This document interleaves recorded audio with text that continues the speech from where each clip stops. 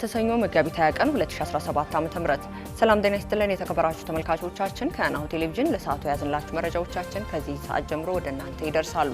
ከዜናዎቹ ጋር ኢልዳና ታደሰ አብራችሁ ቆይታ አደርጋለሁ። አብራችሁን ሁኑ። ቀዳሚ ወዳደረግነው የሀገር ውስጥ መረጃችን እናልፋለን። በትግራይ ክልል 17000 የቀድሞ ተዋጊዎች ትጥቅ የማስፈታትና ወደ ሰላማዊ ህይወታቸው የመመለስ ስራ መከናወኑን ብሔራዊ ተሃድሶ ኮሚሽን አስታውቋል። በክልሉ ፖለቲካዊና ከትጥቅ ርክክብ ጋር በተያያዘ ምክንያት ተቋርጦ የነበረው የተባለው የቀድሞ ተዋጊዎች የተሃድሶ ስልጠና ተሰጥቶ ወደ ማህበረሰቡ የመቀላቀል ሂደት የመጀመሪያ ዙር እስከ ሰኔ ወር ድረስ እንደሚጠናቀቅ የብሔራዊ ተሃድሶ ኮሚሽን ኮሚሽነር ተመስገን ጥላሁን ገልጸዋል። በትግራይ ክልል በመጀመሪያ ዙር ለ75000 የቀድሞ ተዋጊ ተሃድሶ ስልጠና በመሰጠት ወደ ሰላማዊ ህይወት ለመመለስ ታቅዶ ባለፉት ዳር ወር አጋማሽ በብሔራዊ ተሃድሶ ኮሚሽን ተጀምሮ የነበረው እንቅስቃሴ ብዙ ሳይቆይ ለወራት ተቋርጦ መቆየቱን ኮሚሽኑ ገልጿል። የብሔራዊ ተሃድሶ ኮሚሽን እንደገለጸው በትግራይ የነበረው የፖለቲካ አለመረጋጋት እንዲሁም ደግሞ ከትጥቅ ርክክብ ጋር በተያያዘ ተያያዥነት ምክንያት ተጀምሮ የነበረው የዲዲአር ስራ ተደናቅፎ ቆይቷል። በትግራይ በኩል የዲዲአር መርሃ ግብር ጨምሮ ሁሉም የፕሪቶሪያል ስምምነት ይዘት በሙሉ እንዲፈጸም ጥሪ ቀርቧል። የብሔራዊ ተሃድሶ ኮሚሽን ኮሚሽነር ተመስገን ጥላሁን በትግራይ ክልል በወቅታዊ የነበረውን ፖለቲካዊ አለመረጋጋት ለስራችን ትልቅ እንቅፋት ሆኖ ነበር። በዚህም በተጨማሪ የቀድሞ ተዋጊ መረጃ ማጣራት ከትጥቅ ርክክብና የትጥቅ ሁኔታ ማደራጀት ጋር ተያይዞ ማጣራት ያለበት ጉዳይ ስለነበረ ብዙ ምክንያቶች ልናቋረጥ ተገደናልን ብለዋል። እስከ ተቋረጠው ታህሳስ ወር መጨረሻ ድረስ 8000 የሚሆኑ የቀድሞ ተዋጊዎች በሂደቱ አልፈው ነበር ብለዋል። በትግራይ ክልል በፕሪቶሪያው ስምምነት መሰረት እየተከናወነ ያለው ይህ የቀድሞ ተዋጊዎችን ወደ ሰላማዊ ህይወት የመመለስ እንቅስቃሴ ተቋርጦ ከቆየ በኋላ በያዝነው ወር መጀመሪያ ዳግም ቀጥሏል። እስካሁን ባሉት መረጃ 17000 የቀድሞ የትግራይ ኃይሎች ተዋጊዎች ትጥቅ ፈተው በተሃድሶ ስልጠና አልፈው ወደ ማህበረሰቡ መቀላቀላቸውን የብሔራዊ ተሃድሶ ኮሚሽን ገልጿል። የኢትዮጵያ ንግድ ባንክ ከዓለም ባንክ ከፍተኛ ገንዘብ ድጋፍ ሊያገኝ መሆኑ ተሰምቷል። መንግስታዊው የኢትዮጵያ ንግድ ባንክ ለመጀመሪያ ጊዜ ከዓለም ባንክ ከፍተኛ መጠን ያለው የገንዘብ ድጋፍ በሚቀጥለው ሳምንት መጀመሪያ ላይ ለመቀበል በዝግጁ ላይ መሆኑ ተሰምቷል። ከ650 ሚሊዮን ዶላር በላይ ከተመደበው ገንዘብ ውስጥ ከግማሽ በላይ የሚሆኑት በዚህ ወር የመጀመሪያ ዙር ዝውውር እንደሚያከናውን ይጠበቃል በማለት ካፒታል ጋዜጣ ዘግቧል። ይህም በአፈጻጸሙ ላይ የተመሰረተ የገንዘብ ድጋፍ የዓለም ባንክ የፋይናንስ ሴክተር የማጠናከር ፕሮጀክት አካል ሲሆን የኢትዮጵያ ንግድ ባንክ የፋይናንስ አቅሙን እንደሚያሳድግና የኢትዮጵያ ሰፋ ያለ ኢኮኖሚን ማሻሻያ ድጋፍ ያለው ነው ተብሏል። ባንኩ ይህንን ድጋፍ ለማድረግ መንግስት ቦንድ ማውጣትና የቦንዱን ስብጥር የማስተካከልን ጨምሮ የተወሰኑ ቅድመ ሁኔታዎችን አሟልቷል። ይህን ተከትሎ በሚቀጥለው ሳምንት ቢያንስ 350 ሚሊዮን ዶላር መቀበል እንደሚችልም ይጠበቃል። ይህም የገንዘብ ድጋፍ በተለያዩ ባንኮች ቀደም ሲል ለመንግስት የልማት ድርጅት በሰጠው ያልተመለሰ ብድር ምክንያት ያጋጠመውን የፋይናንስ ተግዳሮት ለማቃለል ትልቅ እገዛ ያደርጋልም ተብሏል። የኢትዮጵያ መንግስት የንግድ ባንክን ካፒታል ለማጠናከር ተጨማሪ የገንዘብ ድጋፍ እንደሚያደርግ ተገልጿል። ባለሙያው ይህንን የዓለም ባንክ ድጋፍ የሀገሪቱን የፋይናንስ ሴክተር ለማጠናከር ወሳኝ እርምጃ እንደሆነም ይስማማሉ። ከ47000 በላይ ኢትዮጵያውያን የኢትዮ ቴሌኮም አክሲዮን መግዛታቸውን ኩባንያው አስታወቀ። ኢትዮ ቴሌኮም ለህዝብ ሽያጭ ካቀረበው 10% ድርሻ 47000 በላይ ኢትዮጵያውያን ዜጎች አክሲዮን መግዛታቸውን አስታውቋል። በዲጂታል መንገድ ብቻ ከተከናወነው በዚህ አክሲዮን ሽያጭ ኩባንያው 3.2 ቢሊዮን ብር የሚጠጋ ሀብት ማሰባሰቡን ይፋ አድርጓል። መንግስታዊ የቴሌኮም አገልግሎት አቅራቢ ተቋም ኩባንያ የ10% ድርሻ በይፋ ለህዝብ መሸጥ መጀመሩን ይፋ ያደረገው ባለፈው ጥቅምት ወር መጀመሪያ ነበር። ኢትዮ ቴሌኮም የአክሲዮን ሽያጭ ከመጀመሩ አስቀድሞ ተቋሙ ከልማት ድርጅቶች ወደ አክሲዮን ማህበር በመቀየር በንግድ ህጉ መሰረት ሰኔ 2016 ዓ.ም አጋማሽ ምዝገባ አድርጓል። ኩባንያው የአክሲዮን ሽያጭ ላለፉት 121 ቀናት ሲያከናውን የቆየ ሲሆን ሂደቱንም በተመለከተ መግለጫ ሰጥቷል። ኢትዮ ቴሌኮም ዋና ስራ አስፈጻሚ ፍሬህይወት ታምሩ በዚህ መርሃ ግብር ላይ ባቀረቡት ማብራሪያ በዚህ ጊዜ ውስጥ 10.7 ሚሊዮን የኩባንያ መደበኛ አክሲዮን መሸጡን አስታውቀዋል። አክሲዮኑን የገዙ በመላ ሀገር የሚገኙ ዜጎች ብዛት 47337 መሆናቸውን ዋና ስራ አስፈጻሚዋ ገልጸዋል። የአክሲዮን ሽያጩ በኢትዮጵያ ካፒታል ገበያ ባለስልጣን መጽደቁን እንደሚገባው ፍሬህይወት በዚህ ማብራሪያቸው ላይ ተናግረዋል። ኢትዮ ቴሌኮም በመጀመሪያ ዙር ለሽያጭ ያቀረበው መደበኛ አክሲዮን ብዛት 100 ሚሊዮን ሲሆን እያንዳንዱ 300 ብር ዋጋ ያላቸው ነበሩ። አሁን መልፋት አልፎበታል።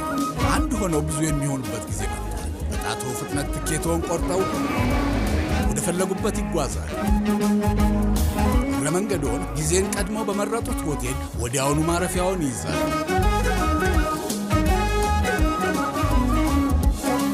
ምን ይሄ ብቻ! እድሜ ለአቢሲኒያ ኢኮሜርስ የፈለጉትን ዕቃ ሲመርጡ ዕቃውን የሚያደርሱት በሮ ላይ ያሉ ይመስል ወዲያው ክፍያ ሲፈጽሙ በቅጽበት ይደርሶታል።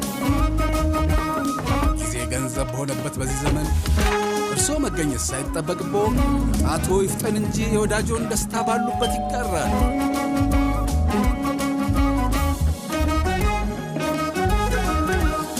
አቢሲኒያ የሁሉም ምርጫ።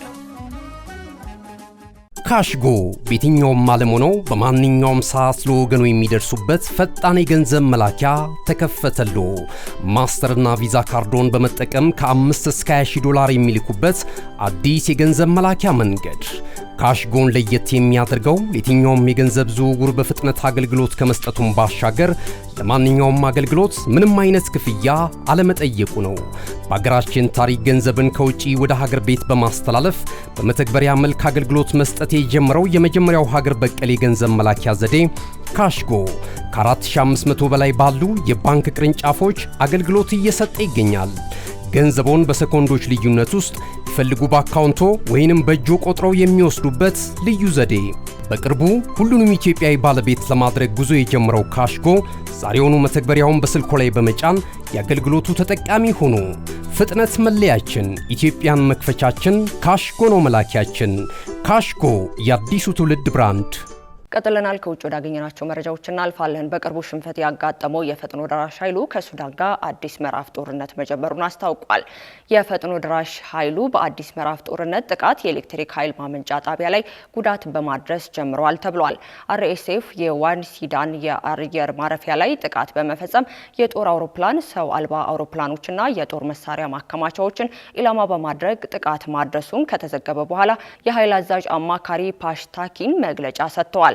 ታቢክ በቀጣይ ቀን የአልቡርሃን ሚሻና አሸባሪ ቡድኖች ብሎ በጠራቸው የሱዳን ጦር ስትራቴጂያዊ ስፍራዎች ላይ ከባድ ጥቃት እንደሚፈጽምና በዚህም ፖርት ሱዳንን ቀጣይ ኢላማ መሆኑን አጽንኦት ሰጥቷል።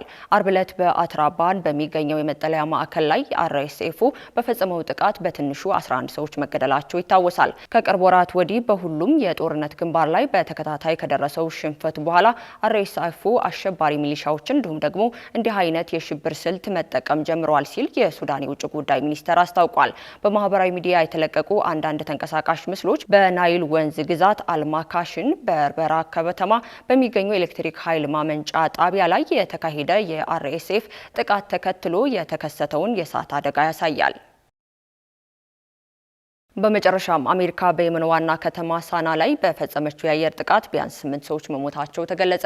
በአሜሪካ ከመጋቢት አጋማሽ ጀምሮ በየመን የጀመረችውን ጥቃት ተከትሎ የሞቱ ሰዎች ቁጥር 220 በላይ ደርሷል ተብሏል።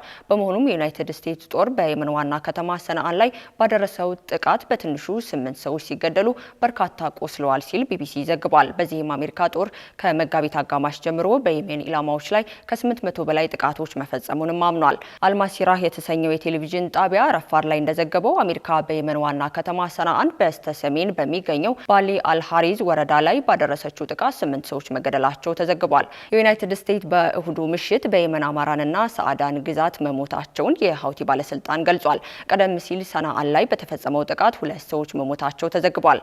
አሜሪካ በቅርብ ጊዜ በየመን በፈጸመችው የቦምቡ ጥቃት የሟቾች ቁጥር 228 አድርሰዋል ሲል የሁቲ ሰዎች ገልጸዋል። እንዲሁም የዩናይትድ ስቴትስ ጦር ከመጋቢት 15 ጀምሮ በየመን በከፈተው ጥቃት በመቶ ሺህ የሚቆጠሩ አማጺ ተዋጊዎች መገደላቸውን እሁድ ዕለት ተናግረዋል። እነሆ የምስራች! የ10 አየር መንገድ የበረራ ትኬት ለውድ ደንበኞቹ በተቀላጠፈና አስተማማኝ በሆነ መንገድ እያቀረበ ያለው። በዚህም በደንበኞቹ የተመሰገነው ጉዞጎ አሁን ደግሞ ተደራሽነቱን በማስፋት ተጨማሪ ባንኮችን በማካተት ለውድ ደንበኞቹ የበለጠ አስተማማኝ ለመሆን ችሏል። የጉዞጎን አፕሊኬሽን ከአፕ ስቶር ወይም ከፕላይ ስቶር በማውረድ የመነሻና የመድረሻ ከተማዎትን መርጠው ዋጋ አወዳድረው የሀገር ውስጥም ሆነ ዓለም አቀፍ በረራ ማድረግ ካሰቡ የበረራ ትኬቶን ክፍያ በአቅራቢያው በሚገኙ ባንኮች አንድም በአካል በመሄድ ወይም በኦንላይን የክፍያ አማራጮች ክፍያዎትን በመፈጸም የበረራ ትኬቶን በእጅ ያስገቡ። ከዚህም በተጨማሪ እንደ ሁሉ ጊዜው ወደ ጉዞጎ የጥሪ ማዕከላችን 7473 በመደወል ከሙሉ የበረራ መረጃ ጋር የ24 ሰዓት የትኬት አገልግሎት ማግኘት እንደሚችሉ ስናበስሮ በታላቅ ደስታ ነው። ለበረራዎ ጉዞጎ።